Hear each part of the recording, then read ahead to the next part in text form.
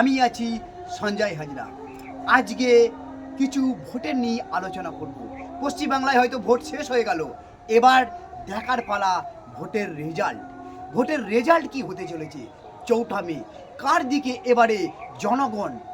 Vote 90 থেকে 95% শেষ দফাতেও vote পড়েছে। এবারে কি জনগণ কাকে রায় দিতে চলেছে? এইবারের ভোট জনগণ কাকে রায় দেবে সেটা আপনারা এসএসপি ডিজিটাল নিউজের পর্দায় 4 তারিখে দেখতে পাবেন।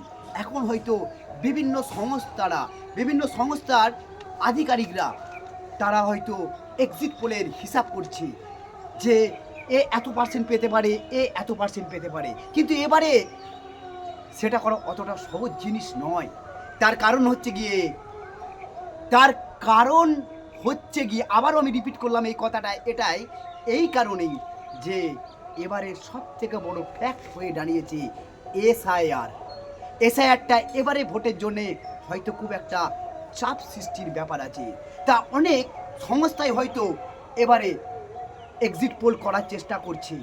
যেমন পশ্চিমবাংলায় ভোট নিয়ে চাণক্য স্ট্র্যাটেজিস বলে একটা সংস্থা, তারা বলতে চাইছেন যে বিজেপি 150 থেকে 160টা সিট পাবে, তৃণমূল কংগ্রেস 130 থেকে 140টা সিট পাবে, বা অন্যান্যরা 4 থেকে 6টা পাবে। যেমন পিপলস পালসের একটা এক্সিট পোল যারা সমীক্ষা করেছেন, যারা বলতে চাইছেন বিজেপি 90 থেকে 110টা সিট পাবেন, আর টিএমসি পাবেন হয়তো 195 থেকে 200টার উপরে পেরিয়ে যেতে পারে, আর অন্যান্যরা 6 থেকে 7টা। তো এরকম বিভিন্ন সংস্থা যারা তাদের সমীক্ষা করে যাচ্ছে, কিন্তু এবারে সমীক্ষাটা অতটা সহজ নয়। এবারে সমীক্ষাটা অনেকটাই চাপ আছে, এই জন্যই সঠিকভাবে হয়তো কেউ সমীক্ষাটা করতে পারছেন না। আর এই সমীক্ষা দেখে পশ্চিমবাংলার জনগণেরা হতাশ হবেন না। তার কারণ এরকম সমীক্ষা অনেক রাজ্যে হয়েছিল, কিন্তু ভোটের রেজাল্টের দিন সেটা পুরোপুরি পাল্টে গিয়েছিল।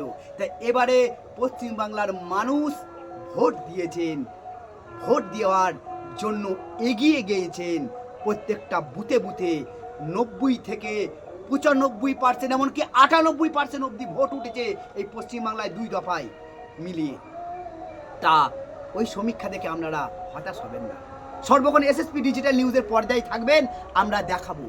যেমন একটা বলি, এবারে ভোটটা কেন এত টাফ, কিসের জন্য আমি বলতে চাইছি যে এবারে সমীক্ষা করাটা হয়তো অতটা সহজ জিনিস হয়ে উঠছে না। তার কারণ আপনারা জানেন, হয়তো তৃণমূল কংগ্রেসের একজন কর্মী ছিলেন মুর্শিদাবাদের হুমায়ুন কবির, তিনি কিন্তু তার পার্টি আলাদা করে নিয়েছেন, সেটা আপনারা হয়তো খুব ভালোভাবেই জানেন। তা কিন্তু মুসলমান ভোট, কিন্তু মুসলমান তার দিকেও কাটতে পারে। যেমন নওশাদ সিদ্দিকী আছেন, তার দিকেও কিন্তু মুসলিম ভোট কিছু কাটতে পারে। তা এবারে কিন্তু যারই হোক, তাতে বিজেপিরই হোক বা তৃণমূল কংগ্রেসেরই হোক বা সিপিএমেরই হোক বা কংগ্রেসেরই হোক, যারই সিট হোক না কেন, এবারে যেই জয়ী হবে এই 2026 পশ্চিমবাংলার বিধানসভায় জয়করভাবে, অতটা না হওয়ার চান্সটাই আমাদের মতে মনে হয় বলে যে হতে পারে। আমার মতে বলে যদি যেই জিতুক, আমাদের এসএসপি ডিজিটাল, যেটা হয়তো আমরা অনেকভাবে হয়তো আমরা চিন্তা ভাবনা করে, অনেকভাবে হয়তো আমরা ক্যালকুলেশন করে, হিসেব করে আমরা দেখেছি যে যেই জিতুক না কেন 180 থেকে 85টা বেশি সিট, তার বেশি হয়তো কেউ পাবে না। যদি পায় হয়তো জনগণের রায়, সেটা জনগণ তাদের মন থেকে দিয়েছে, প্রাণ থেকে দিয়েছেন, ভালোবেসে দিয়েছেন। দেখা যাবে সেটা 4 মে কার দিকে জনগণ এবারে হেলে আছে। সঙ্গে থাকবেন এসএসপি ডিজিটাল পর্দায়। আমি আছি সঞ্জয় হাজরা। সর্বক্ষণ আপনাদের ভোটের খবর এবং দেশ বিদেশের খবর, আবহাওয়ার খবর, সমস্ত রকমের খবর নিয়ে আমি হাজির থাকব। সঞ্জয় হাজরা। চোখ রাখবেন এসএসপি ডিজিটাল নিউজ পর্দায়, আর চ্যানেলটাকে সাবস্ক্রাইব করবেন, লাইক করবেন, কমেন্ট করবেন, আর চ্যানেলটাকে এগিয়ে নিয়ে যেতে সাহায্য করবেন।